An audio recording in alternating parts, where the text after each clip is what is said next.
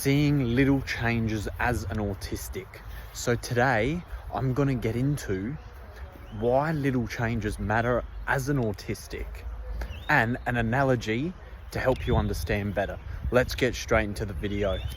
Get to know me personally with my one-on-one coaching. First call is absolutely free. Check the link out in the description. So with racing, with like cars and go-karts and all that, when you're at the top level, you don't see big changes anymore.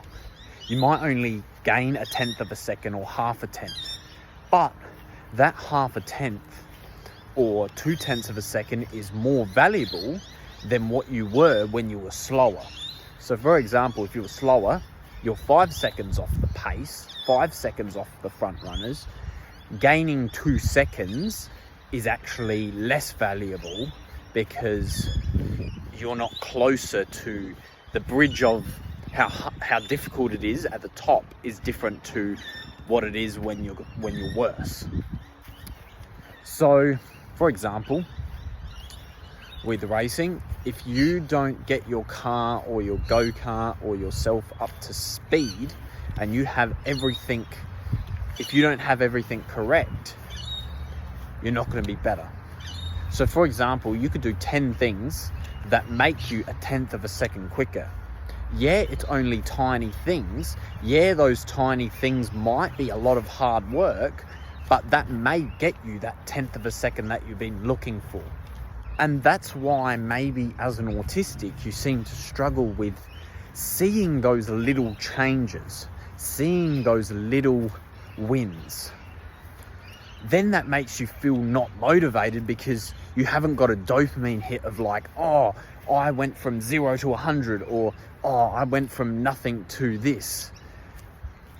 Because you want to feel that sense of jump. You want to feel that jump in betterness that you have. You feel better when you see that improvement. But when it comes to the tiny things then feel meaningless to you because you don't see the benefit in it because it's so tiny. But what I say to that is, look at statues.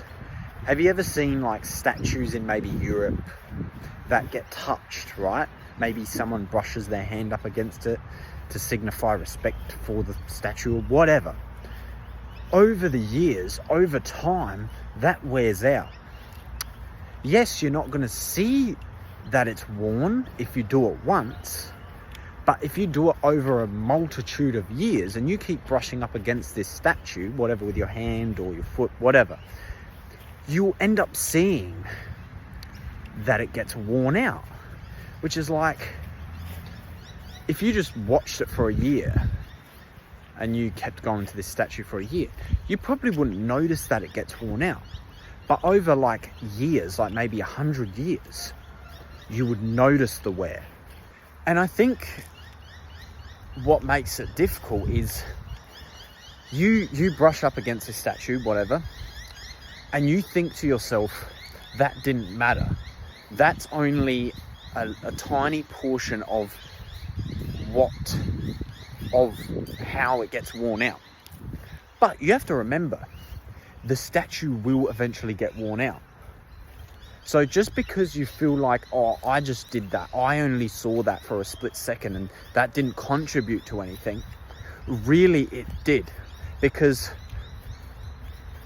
if it never got touched there, if it never happened, it would have never got worn out in the first place. And that's where a lot of autistics might get stuck, when they feel like they're doing something that may be right, or they may be doing something that feels so tiny that it's useless to do. So why put my energy and effort into it?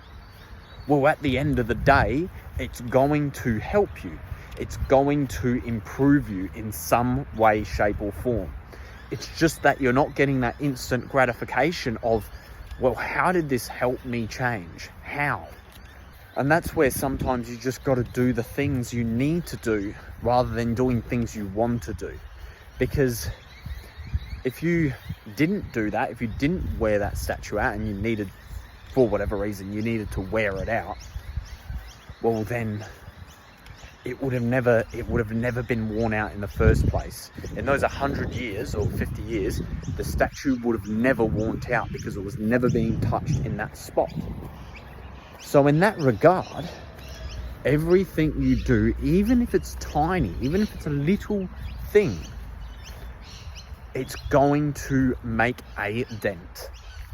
Even if you can't see the dent will be there and it will show eventually. So that's why I say, be happy for the little things. Find a way to get gratification from the little things that you don't see. You have to put it at the forefront of your mind that, hold on a second, that statue, it will wear out. That statue, it will change its shape because you're doing one thing at a time. Even if it seems like it's a long-term thing and it might be difficult to see the improvement at first, but once you start getting the ball rolling, you'll start to see you are improving, you are getting better. You do see improvement. A lot of autistics, they get stuck in the rut of thinking, oh, I didn't see an improvement, so then I just won't do it now. Like, it's too much work for what I'm getting. But you don't truly understand what you're getting out of it until you've seen the spot that is worn out.